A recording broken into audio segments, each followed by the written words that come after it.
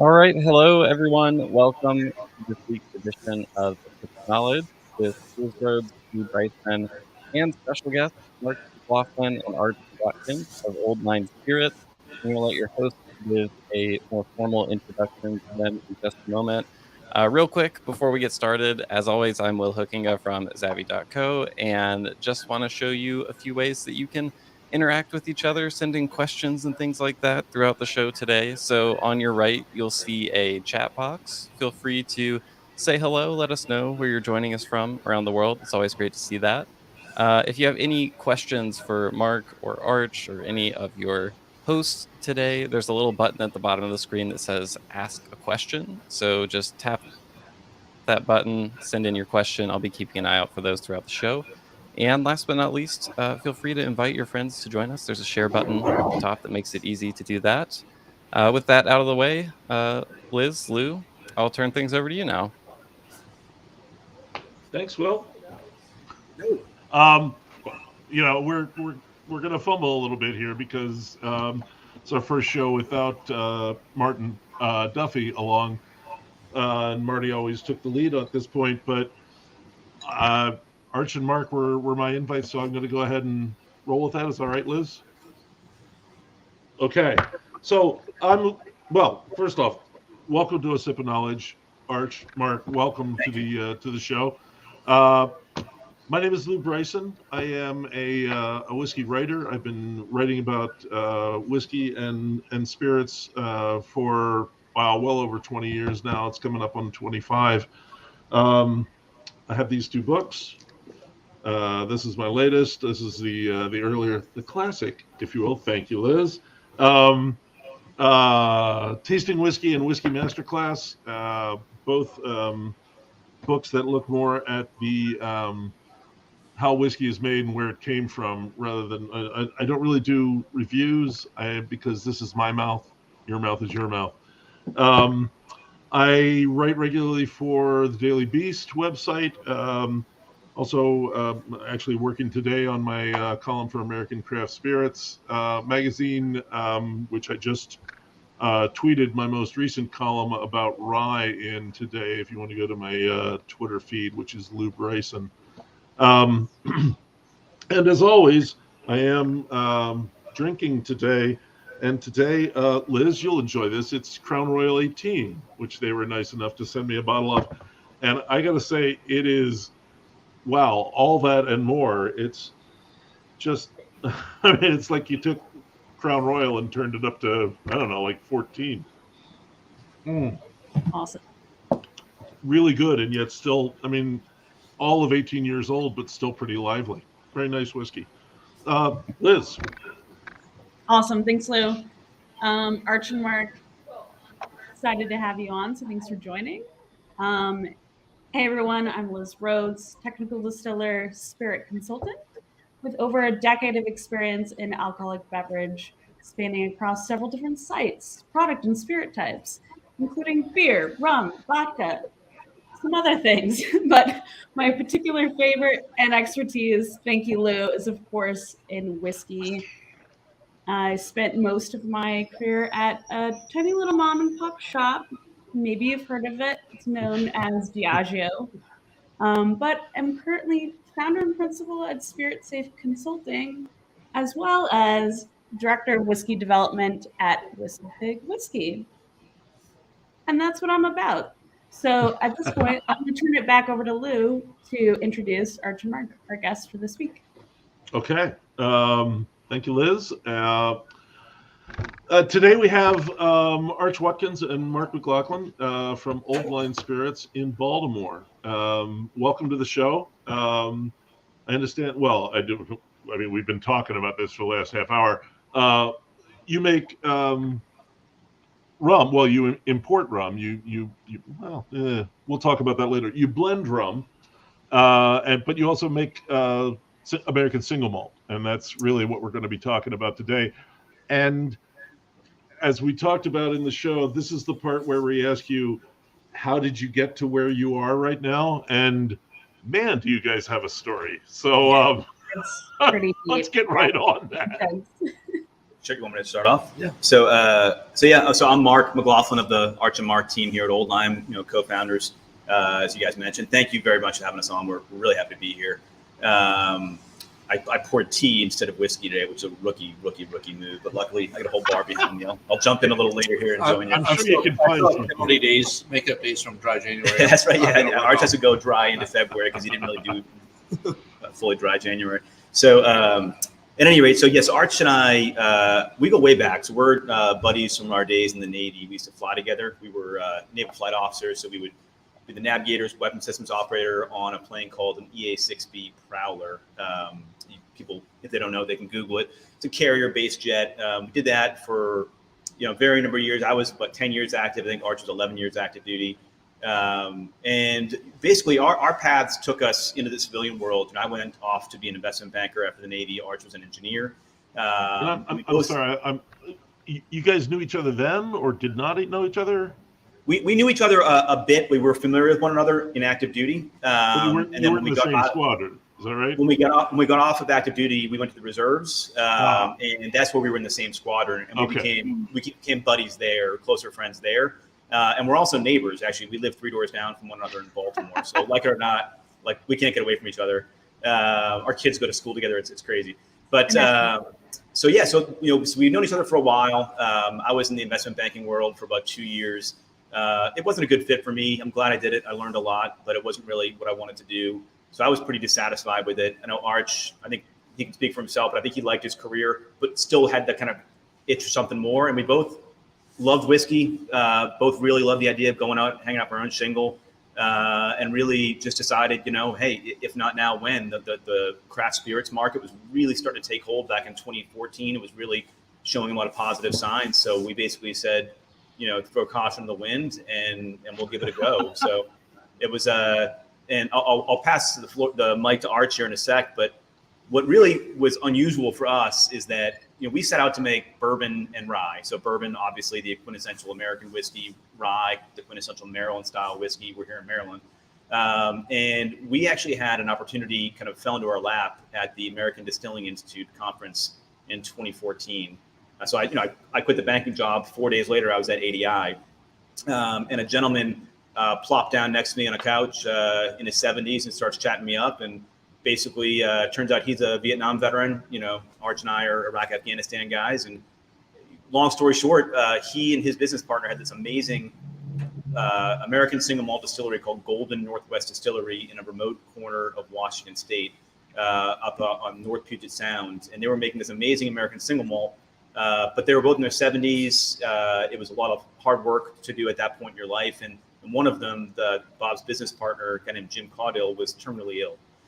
So it was just time for them to move on. They wanted to pass the torch on the distillery. So we met them this pretty early. When did they get going? They 08 or 09, Arch? Yeah, 08, I think. Okay, so that's really pretty early on in this. Oh yeah. For American Single Malt, it's one of the very first craft, startups for ASM, predating many of the Washington State single malts and Oregon single malts that you're seeing today. It was a very small operation. Yeah, it was basically a barn on Bob's property, 60-gallon pot still, 55-gallon fermentations. It was as small as small can be. Sorry, Liz. Oh, that's exactly what I was asking. Just how big was the operation? Tiny. Yeah. The square footage was 2,000 maybe. Yeah. I mean, we would go. We moved out there. They had a guest house, and we moved out there, and then you know how it is at 5 a.m. to 10 p.m.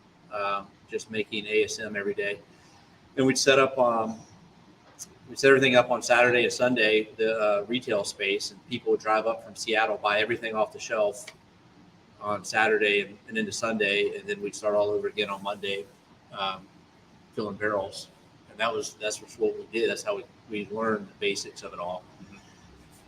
And then we packed everything up, and Mark can tell the story of driving a giant moving truck across country in a kind of a cannonball run situation. But he had to stop in Kentucky to get some modifications on the still. Yeah. And eventually we ended up we got back here in Baltimore. At the same time, we were, as many distilleries you can imagine, looking for where are we going to set up. We wanted to be inside the city. We wanted to kind of try that urban distilling concept, and a bunch of real estate things that should have panned out didn't, through no fault of our own, but it set us back a year. And that's when we were introduced to Ryan Lang out of Middle West, and that's how that relationship started. Quick question. So you actually transported the still from Golden? Right. Yeah. Mark drove everything but the barrels. We had to ship the barrels with a certified, all right. that. Yeah. TID. Right. But they ended up they went to storage and eventually ended up at Middle West while we were starting our build out here.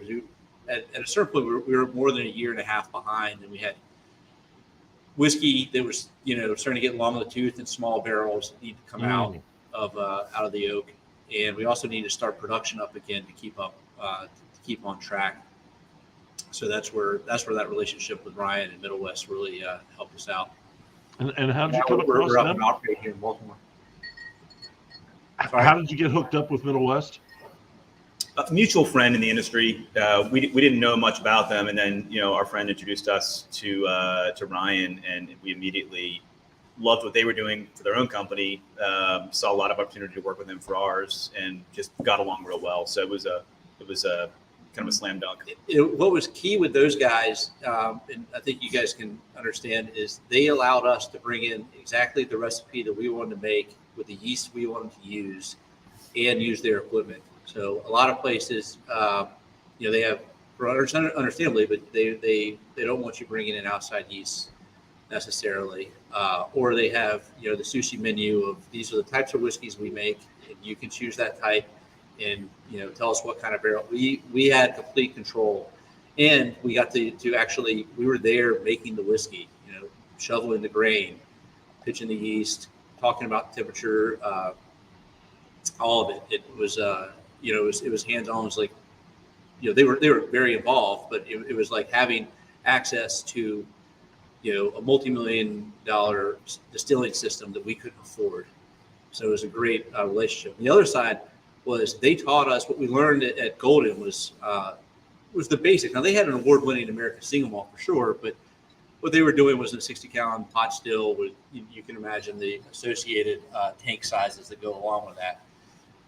But what we learned out at Middle West were just industry best practices in terms of controlling the fermentation, controlling the mashing temperatures, yields, all of that. So it was really a master's class, and we still learn a lot from those guys, and they're happy to share. So the relationship's been really, really nice. And I'm just shout out. I'm rocking the Middle West shirts right now, so in honor of you guys and the journey. Yeah, maybe Lang's watching. So yeah. So you said, sorry, Liz, go ahead. No, obviously. So you went from a 60-gallon, pot still, non-hybrid, very small operation, and that was the original liquid. And you mentioned you were in smaller barrels as well originally. What was the volume on that? So we, when we were out at Golden, they were using 10-gallon Black Swan barrels. Okay. And looking at a aging profile somewhere between 2 and 3 years. So it wasn't over oaked, but it leaned forward on the oak a little bit. And as you know, but for maybe the listeners, the small barrels impart a lot of the barrel flavor into the contents, which is great because it's part of the barrel aging process, but you don't get as much time in the barrel that's necessary for oxidization as a trade-off. Also, they're very expensive. They can be almost as expensive as a traditional 53-gallon barrel. So from the economics of it, it's just better to get the 53s. So what we did was we just started a ramp up where we started with the small barrels, then we went to 30s to fill in the medium term, and then now we're all in the traditional 53-gallon barrels. We still go with the number 4 char. Oh, okay. So it's heavier than most, but it works well for our flavor profile. Do you have a bottle of the whiskey there? Could you hold it up so we can see the color? Oh, yeah. Use the castrate. Oh yeah, there we go.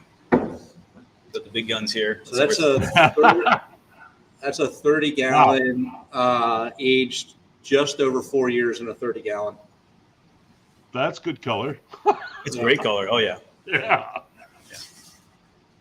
And that's that kind of ties into what we're trying to do, right? So we had this amazing opportunity with Bob and Jim, and American Single Malt wasn't even on our radar before we met Bob, and we're just blown away with the opportunity that, hey, this is something new and different and exciting, and not that bourbon and rye aren't exciting, but this is just so nascent. So it was an enormous opportunity for us, and so we had that kernel that basically kernel of starting juice, but from there we could opt to say which direction do we want to take it, and we largely decided to keep it very much in the vein of what Bob and Jim are doing, which is, to Arch's point, deliberately oak forward single malt, non-peated. We do make peated now, but the flagship is non-peated, and really what we want to be is to put it kind of simply, is a single malt for the American palate. Now, obviously, many Americans love single malt Scotch. I love single malt Scotch. It's an amazing category. We just realized that, we're never. It's hard to compete head on doing what the Scots have done their way for hundreds of years.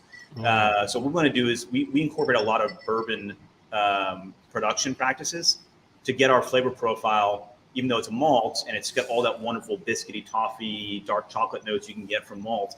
But we also wanted to have a lot of distinctly American characters. So the most obvious way is the virgin oak aging, which we're not the only ones doing that in the malt world, but certainly it is a big fingerprint on our flavor profile. And, Arch could talk better about it than I could, but there's also, in Middle West, we use a column still for our first stripping run, and then we go into a pot still for our finishing run. And that alone has a big impact on the flavors. Mm-hmm. As you guys know better than most, that a distinctly different character can come out of a column distilled whiskey versus a pot, and you can sometimes match them up if you want to. But I think we're putting out probably a cleaner product than Bob and Jim did, and that doesn't mean, I'm not saying theirs was bad by any means.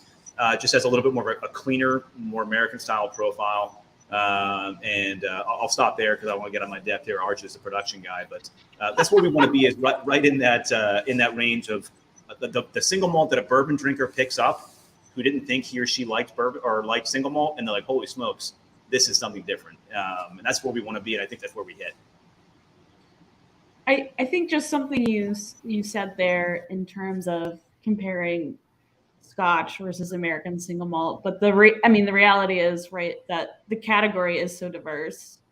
Single malt in general, especially in the American single malt, that the products that are coming out now, and something that you said, that we're doing a stripping in column, in continuous distillation, and then finishing it, and a lot of people, I feel like consumers, are like, oh, well, that's not single malt if it's done in a continuous column setting. Like, well, actually it is.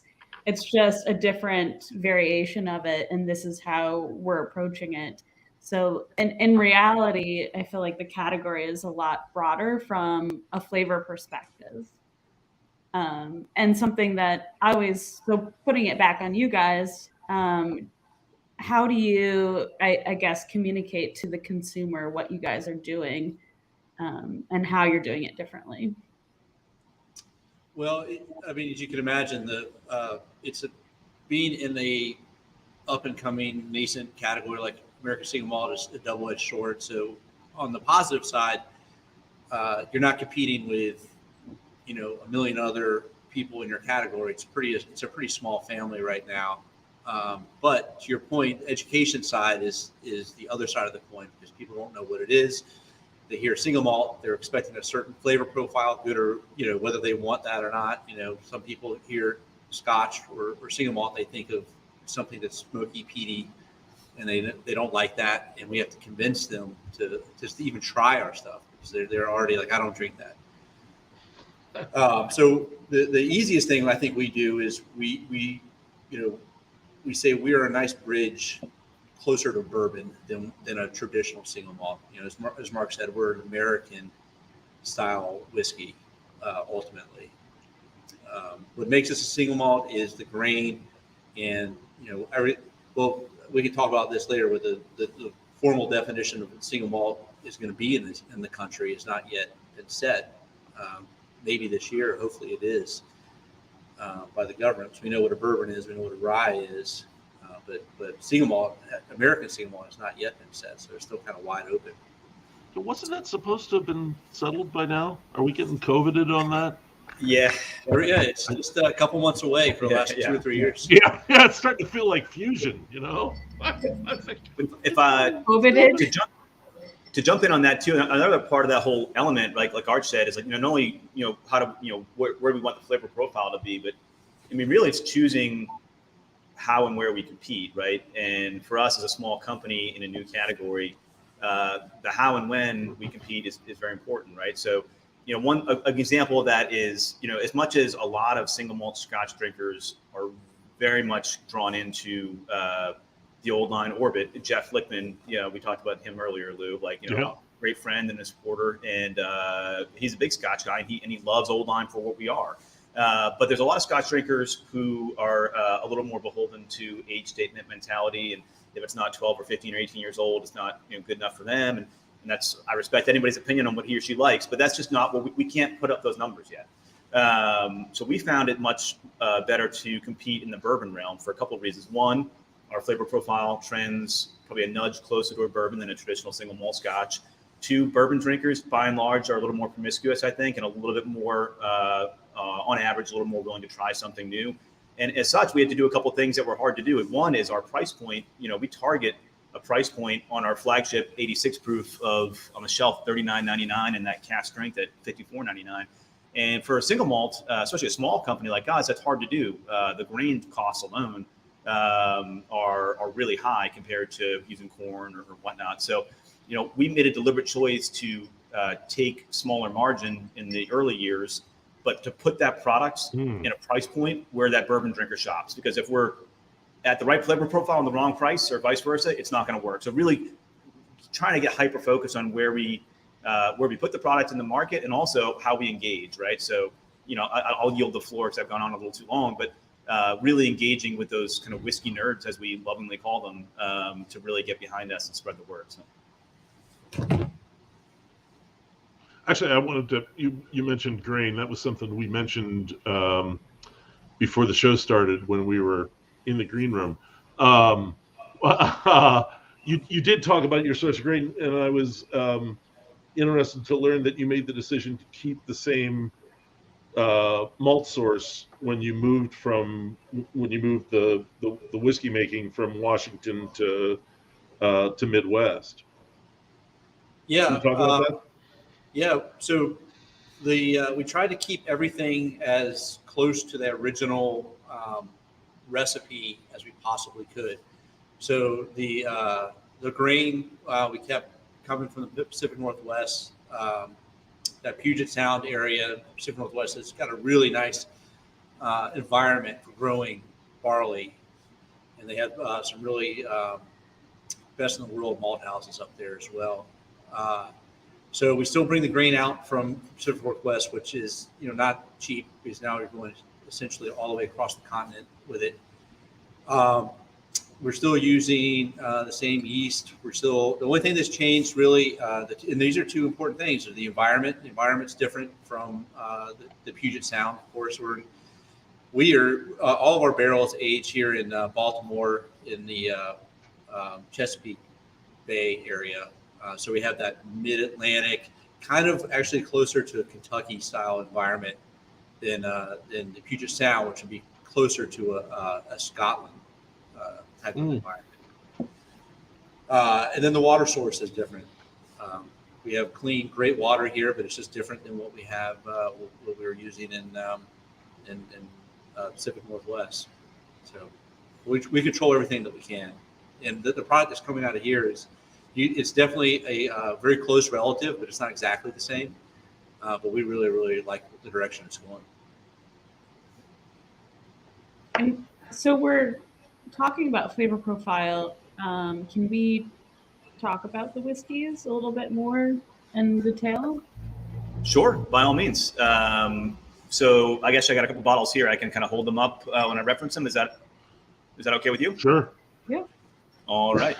So you already saw the American single malts cask strength we held up there for color, but I'll hold up the two flagships here. These are sorry, I'm backwards on the screen. It's screwing me up here. The white labels are 86 proof, and the blue labels are cask strength. Those are our flagship expression of kind of the backbone of our entire profile. And one of the things, as we were talking about the grain a moment ago, one thing that we use that's really a big factor in our flavor profile is part of our mash bill. So it's 100% malted barley, as you'd expect with a single malt.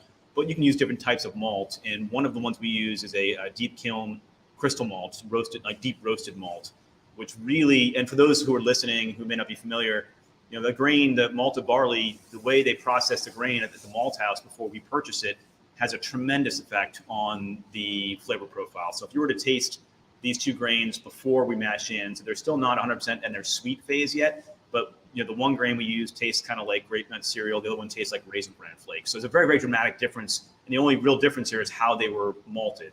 So that's one of the reasons why single malts can have such a really wide range of flavors, because you can have so much change in the way those grains are malted. So at any rate, that deep kiln malt gives us a really nice dark chocolate character, which certainly isn't overpowering, but it's a really, really nice accent to the other, basic flavors of, biscuit, caramel, vanilla. There's if you look for it in the higher proof, I sometimes find a little bit of like dark stone fruit in there, which is a characteristic in some malts. Probably not as much nuttiness as you get in a bourbon, not quite as sugary sweet as a bourbon. And then all the baking spices from the barrel and things like that. So that's going to be the general flow or flavor profile for those for the flagships. Obviously, the cask strength will taste different because for all the reasons you know. And that's the backbone of our flavor profile. And what we do from there for the rest of our line of whiskeys, our line of single malts, we do a lot of barrel finishing. And one thing that we've learned along the way, we've had a lot of good success with finishing. And one thing, to speak for myself, I don't know if Arch agrees or not, but we experimented with how long the primary aging was versus how long the finish was. And some of our earlier releases did maybe a 2-year primary and a 2-year finish, which is a very long finish, which is probably more than a finish even. And we got a great whiskey as a result, but the flavor profile was not quite in lockstep with what we usually put out. So what we decided is we actually do primary aging longer now, 3 to 4 years, and then we'll finish for 6 months to a year. Arch would you say maybe a little more? And with that, we found is that now our finishing line, where we have some examples of that here, with our tawny port finish right there. If I can get it a little closer to the. And with a Madeira finish, these two we just actually sold through, I believe. What you get there is you get the backbone flavor profile that I talked about at the beginning is still there, and then we're just using those finishing barrels just to nudge it in a slightly different direction. So would you add to that? No, that was good. Yeah. Oh, you're on mute. How many? I guess what's the size of the batch on something like the Madeira finish? It's not huge. I mean, I think we might have done 500 bottles, something like that. Okay. That's enough for us to sell through here at the distillery and then get out to sell wholesale in small quantities.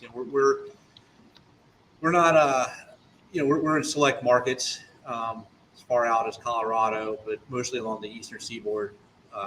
So we're it's still a pretty small footprint, but that's where we want to be right now. We want to grow what we have before we start casting the net wider.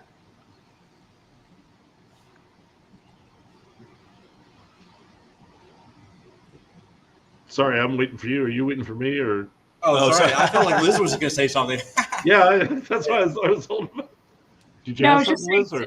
How many different expressions of finishing do you have? And did you experiment with finishing for different amounts of time depending on what that finishing barrel was. Yeah, to Mark's point, we've the longest we've gone is 2 years in a sherry cask, and the shortest we've done is 6 months. I think also in a sherry cask. I believe so. And they were both, and they were two different. They were both Oloroso sherry, but they came from two different wineries. So the cask were purely different, and both products were outstanding, but they were just different. There wasn't a whole lot to learn from that, other than 2 years seems like a long time, and we could probably get it to market a little bit better, still and not lose anything at all. So right now we're about to release our third sherry iteration on Valentine's Day, sherry finish iteration, and then we've got in the hopper cognac, Armagnac, Morbidira, port, Sauternes. I think we've got 5 just kind of sitting in barrels right now. They're all kind of somewhere be released between 8 months and a year and 3 months, something like that. Oh, Caribbean rum finish, because we have our own blend of Caribbean rum that we, finish that rum in our whiskey barrels, and then we have rum soaked barrel to finish whiskey in. So it's the big thing for us is well, not only in the operations side, but also on the marketing and sales side of how we experiment and get these things to market in a way that is compelling and engaging, but not too much. If we're putting out something new every month, it's going to get a little tiring, right, for everybody. So what we actually do, Arch came up with a really great program that's been a success. It's called the development program. So we'll do these kind of micro releases of like maybe 100 bottles, 375 milliliter of something that's on the way to being complete, not quite there yet. So for example, what was the most recent one? Was I think we did a double. We actually did. I think it was the sherry and the Madeira. That's right. So we'll do these things, and we'll basically put out typically a cask strength small bottle with a kind of simple development label on it, and it's a way to not only engage with our kind of super fans, but also to get feedback, right? People say, we get feedback from what people like about it, and what things they might suggest we change or whatnot, and whether we incorporate them or not, that's really up to us. But it's really important for us to hear it and internalize it, which we do. So those little micro releases help us see what these, what the feedback's going to be on these bigger finishing barrels, and then if we think it's good, we may invest in more barrels. And is that something just through your, I think, what is it, your Quarter Deck Whiskey Club, or how does that? The Quarter Deck Whiskey Club is new. The development program we started last year. The Quarter Deck Whiskey Club, I think, has been alive for 2 or 3 weeks. And that, we did have a whiskey club before that called the Fleet VIP, but it was a little bit. It was a little lethargic, and we just wanted to put a little more energy into it and to getting people to interact with the brand, try new things, that whole thing. So we came up with this Quarter Deck Whiskey Club concept. And Mark and I have the Navy background, and in the Navy, I think in other branches they have, a unit might have a coin. I'll lean forward to see it. Yeah. So the idea here with the Quarter Deck Whiskey Club is members get this coin, and if they come in, they can get a free pour of the whiskey, get a free tour, and then we have happy hours once a month where they come in and get discounts and get early access. Like the sherry release, they'll get early access to it. So it's not unlike other whiskey clubs for distilleries, but our hook is this kind of cool little metal coin that you get with it, and it's been a huge success. The first happy hour we sold it. It's free to come, but we have tickets, so we know how many people are coming. Sold out in several hours, and the second one again we added more tickets to it, and that one sold out. So we're happy with it. And that brings up something else I wanted to know. Where is how much of the whiskey is sold in Maryland? Yeah, so let's see, 2021, if I had to do some public math here, probably 70% of our volume was Maryland. Okay. And each year that's we're growing in Maryland still, thank goodness. But that proportion will change, right? So I think this year, continuing other markets will continue to grow. Maybe we'll be closer to, I'd say closer to 80 actually in Maryland in 2021. Maybe we'll be closer to 70 in 2022. It's been a great home market. People have been really supportive. Lots of other distilleries here that are doing great things. So there's this good community. Everybody gets along well, which is really kind of par for the course in a lot of states in our industry, which is good. So yeah, we've been happy. And what's the? I grew up not too far from the Maryland border in Pennsylvania. I'll admit it. When it was 18 in Maryland, I used to run across the border to buy booze. And I recall a fairly, I don't want to say a loose regulatory atmosphere, but I mean, it's not hard to find a place to buy a bottle. Is that? Yeah, it's we like Maryland from a distillery perspective because it is conducive to distilleries opening up. There are rules, but it's not a control state. It's not a franchise state from a wholesaler perspective on the distilling side. Okay. I think there's limitations on chain liquor stores. Of some kind. There's very few big box, so it's a lot of mom and pop stores. Not very many big box at all. But I mean, when we started in 2014 looking at this, there were no distilleries in Baltimore, and I think there was 2 in the state, something like that, maybe 3. Wow. Craft. I mean, there's a couple bigger guys. DIAGEO was doing something, but by the time we got a bigger guy, aren't they, Liz? By the time we got our license, we were the 3rd in Baltimore, and that was like a year and a half later. We were 3rd in Baltimore, like the 14th in the state. Yeah, and that's easily doubled since then. And Maryland's not a big state. There's probably more than 30, 35 distilleries in Maryland right now. So it's pretty thriving. It's vibrant. Yeah, agreed. Good deal. I see Charlie Stein is on, as well as Larry Pendleton. Hello, gentlemen. Charlie works with us and is always watching, judging, commenting. I like that judging part. Yeah. And Larry, if you're still on there, Larry, great to hear from you. We'll talk to you soon. Larry is a good friend from the industry as well, and big supporter. So. I got a text from Ryan Lang did join us. I think probably late, so he didn't hear any of the glowing stuff we said about Middle West. But rest assured, Ryan, it was good. Yeah, let's tell some Ryan Lang stories. Let's do that right now. Let's get into it. Now that he's not listening. No. So now you're in Baltimore, right? So what's in store for the future? Just big picture. Yeah, what's going on now in Baltimore, and what do you have in store?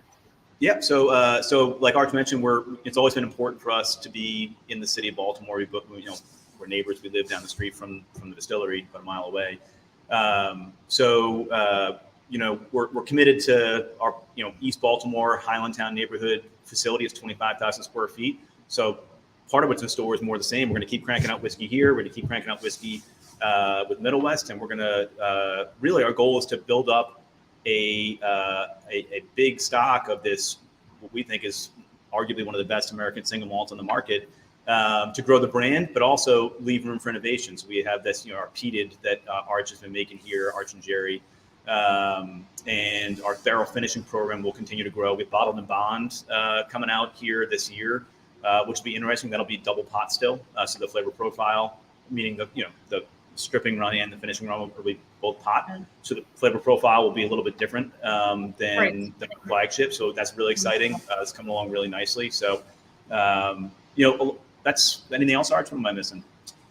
And growing in new markets, really. No, we're kind of seeing where things go on the market side. COVID has been it's kind of made things difficult to plan around. So we're kind of. Are you doing any kind of on-premise stuff during COVID, or just holding off, or? Well, so for us, for a couple of reasons, we were very and still are very off-prem heavy, and the reasons for that originally were primarily that a lot of the on-prem guys just didn't really know what to do with an American single malt, or just it wasn't a priority for them to put it in a cocktail menu. We certainly had some support from some on-prem places, and still do. It's great, but it was never quite the easy placement that a bourbon or a rye might be, because that already fits into the paradigm that's already built on many cocktail menus. And our price point used to be higher. We were able to lower it when our economies of scale improved, but that also made it a little harder to be on cocktail menus. So we were already 75, 80% off-prem. So when COVID hit, it certainly hit our business in a negative way, but we didn't have anywhere near the pain and suffering that the actual people running these restaurants and bars did. We really were really well supported on the off-prem side. We're making a push to get a little more on-prem now that the category is more recognized, and that's a big focus for this year. But really, COVID in the home market, especially where we're a known brand, it didn't hurt us one bit. It certainly, our sales actually went up. Great. The nice thing about off-premise is you don't have to worry about what to do with it. It's that's the customer's problem at that point. That's right. They know what to do with it. Yeah. Mix it with the grapefruit juice, neck it from the bottle. Don't care. Go ahead, have fun. Not that anyone would do that, of course. God. No, and I don't mean to be irresponsibly suggesting anything. We did touch. Sorry, sorry. Go ahead. No, actually, I was going to add one more thought to Liz's last question. I guess to kind of tie a bow on the kind of what's next. We already went through kind of what is coming, but our approach here has always been kind of keep it very focused. So a lot of other distilleries will and do a great job at it. They'll have the bourbon and rye and malt and brandy and gin and portfolio. Put out great products, right? And that's just not our style. Our style was much more, let's focus on this thing and just do it consistently right over and over and over again. And of course, innovate, but really just nail that. So that's why we focus on those malts, a little bit of rum. And so our as far as what's next, most likely you won't see much out of the category of American single malt from us. We're going to do a lot of innovation in that category. We'll bring a lot of new products to market over the years. But we have no current plans to do in a meaningful way much outside of that. We're going to stay pretty hyper-focused. Can we talk a little bit about the rum, just because? That's exactly. Yeah. Is that what we've interesting. Hit the rum glancingly a couple of times. Let's tell us about that. Yeah, sure. It was interesting, just like on that comment, right? Like both of you guys are Navy guys, and just the decision to start out with American single malt and then get into rum seemed a little bit backwards, but it obviously fits in with your kind of brand story. But yeah, let's talk about it a little bit. Yeah. So while we were, the rum idea came, I think, while we were out apprenticing in the Pacific Northwest. Just, when you get into making whiskey, you realize that, it's usually such small volumes and you have to wait for it to age. You need something else to help kind of get you through. And so you'll see a lot of distilleries do vodka, gin, and some unaged spirit. Because the economics are great on it, and there's obviously no aging time. So like the American single malt, we wanted to find categories that we thought were, either upcoming or overlooked. And we were big fans of the aged rum in general. And, if you go back then, and even still today, you go to the shelves, there's just not a lot of aged rum on the shelf. A ton of spice rum, a ton of unaged rum as well.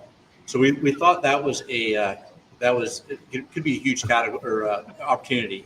And so I don't even know how we got in touch with our rum blender, Richard.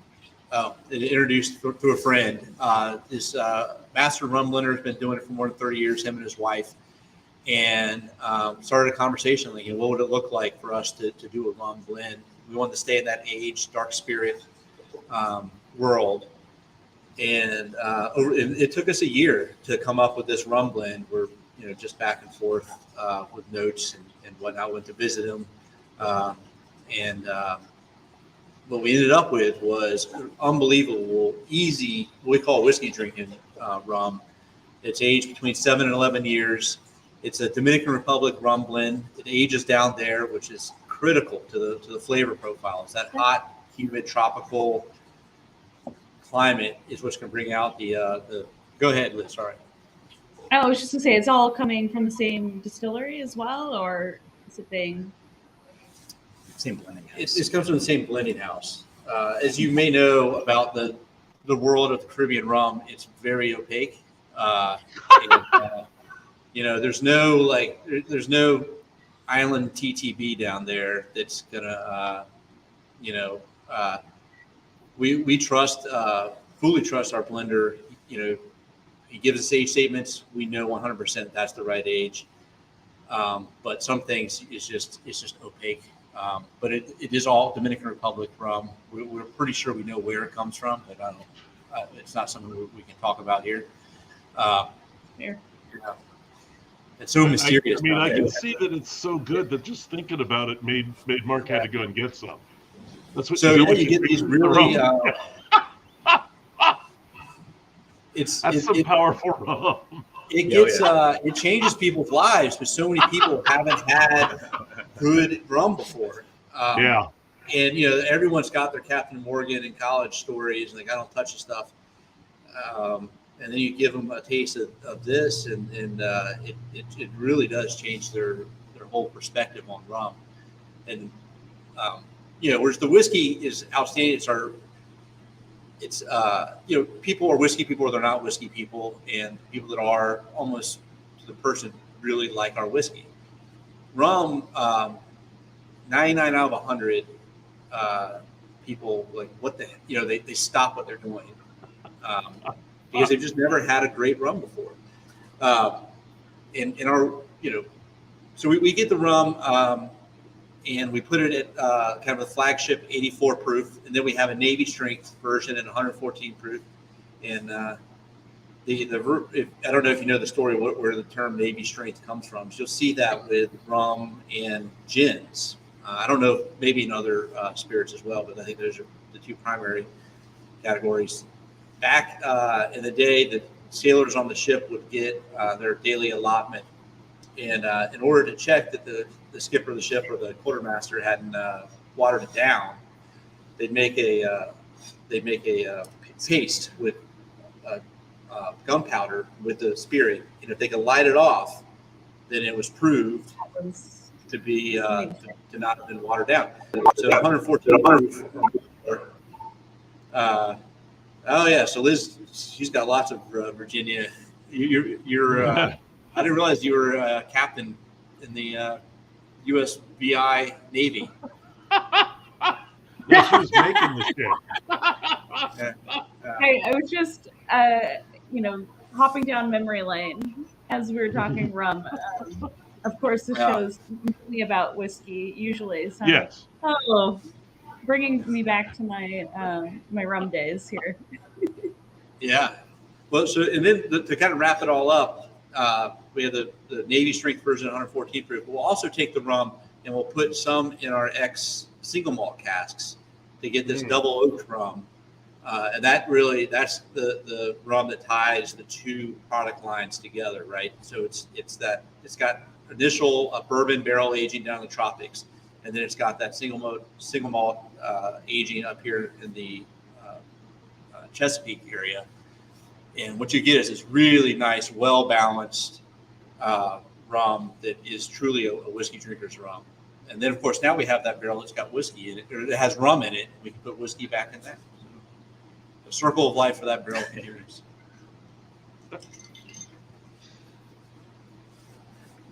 So I've got one last question here, and this is kind of a good segue talking about Navy strength.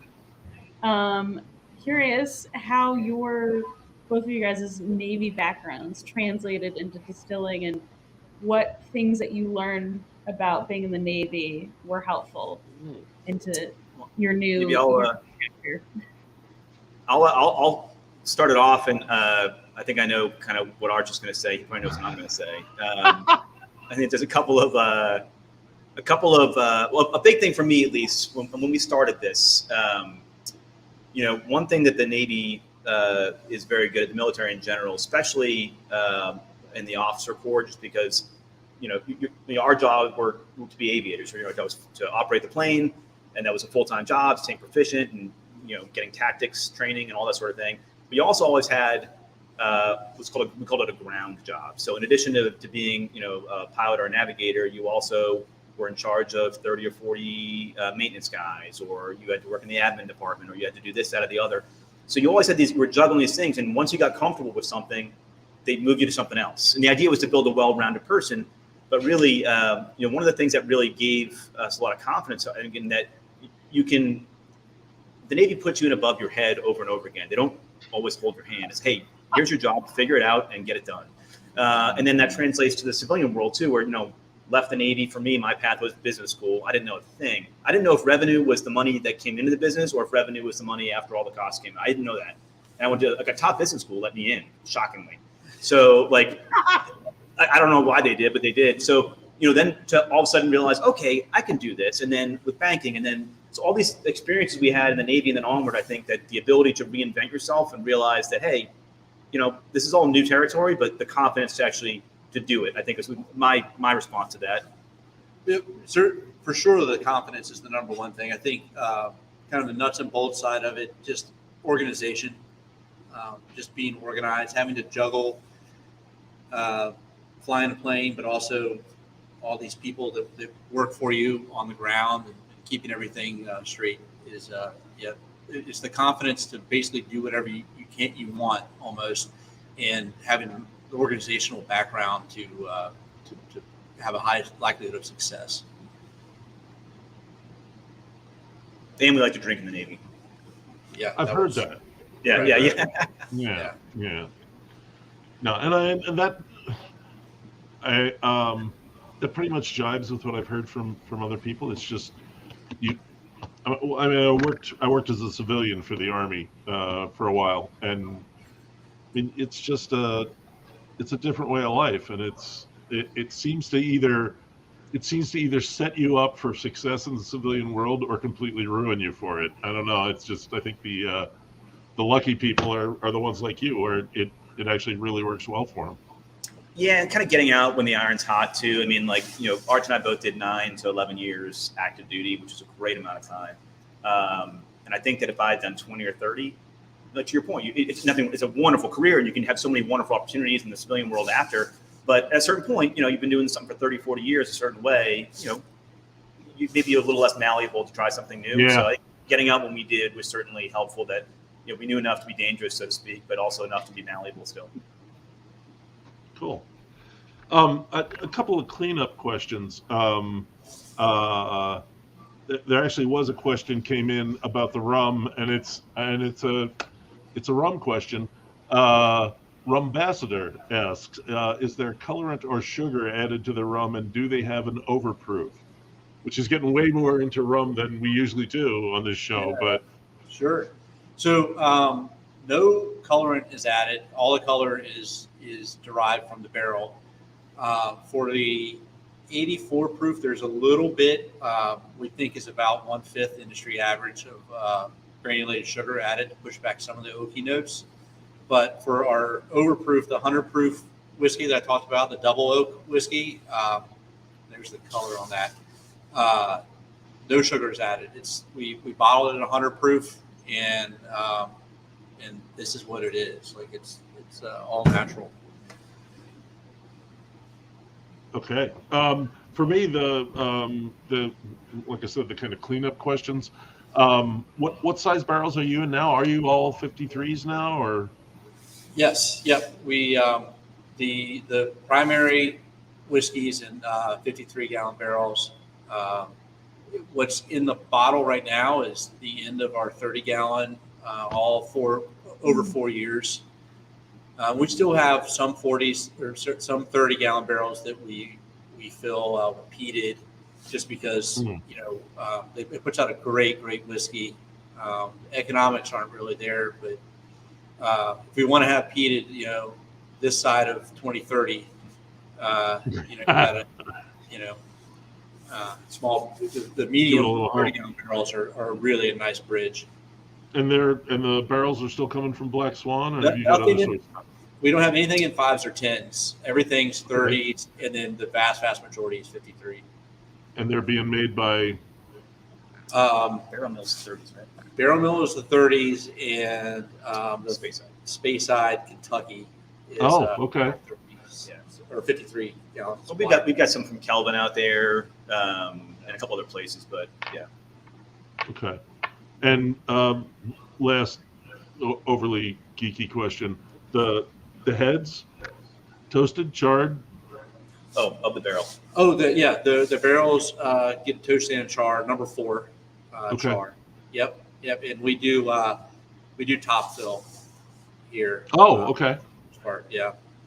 Space, primarily for space, but we build in air channels in the warehouse.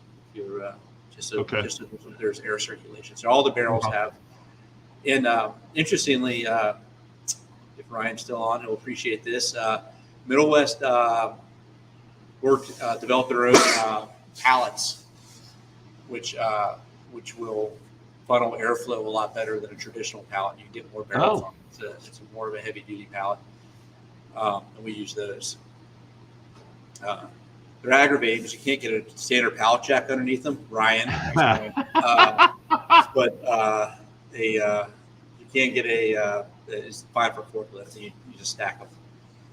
Oh, okay. All right. Yeah. And you have a warehouse there in Baltimore, is that right? Yeah, 25,000 square feet of space, and we got maybe almost 2,000 barrels, I think, of aging ASM. And that's what, brick, concrete, wood? So brick, it's unair conditioned. So right now it's literally 42 degrees in the out there. If you're not too close to the still or the mash tun, it gets cold. It gets pretty cold. But yeah, it's no heat or air conditioning. It'll get into the low 80s in the summertime. So we get a pretty good temperature swing in there. And as you can imagine, every time there is, things start dripping out. It's heartbreaking but necessary. You see all those puddles when you come in the morning. So it makes it smell good. Oh yeah. Yeah. So you probably have like about 5% ullage where you guys are at? We're losing the small barrels. You lose a lot, almost a third. That is rough. The 53s, we haven't started harvesting them in numbers that we can get. Okay. We're estimating industry standard, which we assume to be all in maybe 10%, 15%, depending on how long it sits in there. Oh, okay. I was just referring to per year. Per year. Oh, sorry, I missed that part. Yeah, I think we're going in with the assumption 9% the first year, then 3 to 4 after that. But we'll know more when we start dumping barrels later this summer. That's what you show the bank when you send projections for a loan, and then if it comes into lower yields, like we just didn't know. Yeah. Luckily, no bankers around here. I'm certain. Honest to God, it's just an insane business model when you think about it. You know, we're going to make this product that goes away. Would you like to fund us, please? Yeah. I'll tell you, not a lot of banks will even pick up the phone. But I don't, we had to finance ourselves before banks would touch us, or would touch the asset, the inventory, because most banks don't want to lend against inventory because most inventory depreciates. And we eventually found a bank that was willing to play ball, but we did it ourselves. We would put together these private notes, these private investments, and really once the investor knew, like, holy smokes, like this, this goes in at cost. Yeah, you lose some volume, but like the market value every day goes up. Once the investors got behind that, they loved it, and they were getting a return. They felt comfortable with the safety of it. So if you get people to understand it, it's no problem. But it's just a different kind of thinking. Most businesses don't operate this way. Yeah, I mean, on the face of it, it's nuts. Yeah. Agreed. But it's been good. It's been fun. It's more fun than investment banking, I'll tell you that. Yeah, I just sort of like you lost me there.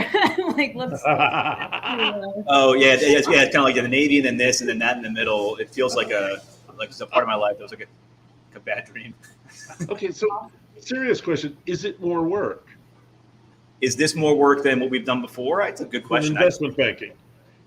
It's just different. I mean, investment banking, It was a ton of work, but like, I don't think banking was any more than the Navy, than any more than here. It's just the culture was just interesting. Where like in the Navy, for example, you'll deploy for 6-8 months at a time. You'll work crazy hours leading up to that, and all that. You're gone all the time. But if you don't have to be, you get back from deployment, and on Friday afternoon you're not at the bar. Your boss is gonna be like, "What are you doing, man? Like, we get our pound of flesh when you deploy. Take the good times when you can, right?"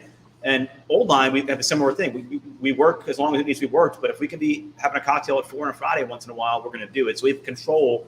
And the culture of banking was different. It was space time. Like if you had nothing to do or not a lot to do, and you went home at 6, you would raise eyebrows. So it was just kind of the work was there, but it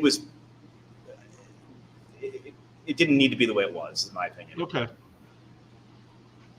So yeah.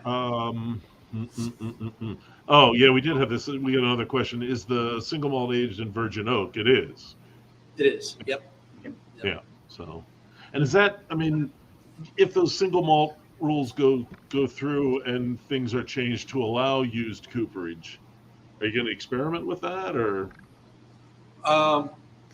Yeah, I think.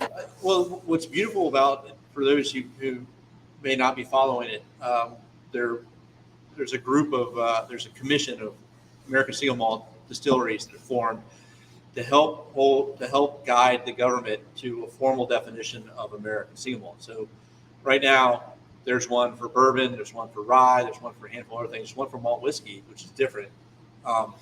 But bourbon has a certain grain standard of identity. It's got to be at least half corn. It's got to go into new oak barrels.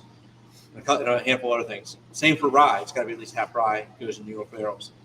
Well, there's nothing for American single malt. If you want to put American single malt on the label, now there's something for malt whiskey, which is at least 50% malted barley and new oak. But right now, they're trying to allow the definition of American single malt to be 100% malted barley, distilled at one distillery.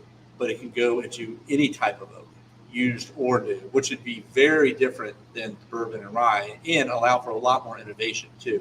Yeah. So even though we don't use used oak for our flagship single malt, we think that is great. That's something that even Scotland, they all pretty much. I don't know if there's any that really just that go to new oak for 8 years. I think they all go into used bourbon or used wine casks. So that's what we do best in the United States, is give people the flexibility to innovate.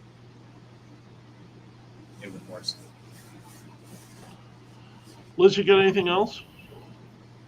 I think that's it, guys. Arch and Mark, it's been really great having you on. So Thank you so much. Thank you guys. This is awesome. Thank you for having us. Yeah, absolutely. I guess looking ahead, next week we're actually going to take the week off.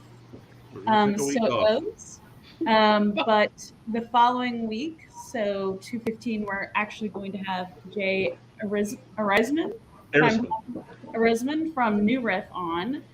So that I'm sure is going to be a great conversation. Had a chance to taste some of those whiskeys at ACSA back in December. So definitely come back. We're going to be talking all about that and what. In the meantime, thanks everyone for joining, and Arch and Mark. Thanks a lot, guys. Thank you so much. Guys, thank you. And enjoy New Riff. They make some cheers. Juice.